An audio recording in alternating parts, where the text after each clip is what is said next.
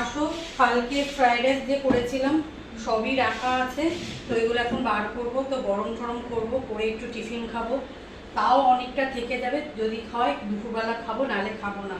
তো দেখো ফ্রাইড রাইসটা দেখি বার করি একটু। এই যে ফ্রাইড রাইস আছে, চিকেন আছে, তো অনেক ফ্রাইড রাইস জমে গেছে।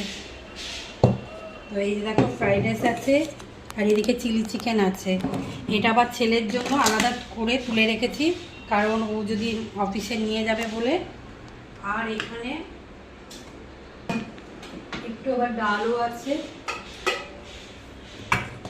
আবার মাংসের তরকারিও আছে। তো এইগুলো সবই রয়েছে। তো মোটামুটি আজকে রান্নাটা কিছুই করতে হবে না, শুধু হয়তো ভাত করলে হয়ে যাবে, আর একটু মাছ ভাজা করবো, আর কিছু করবো না।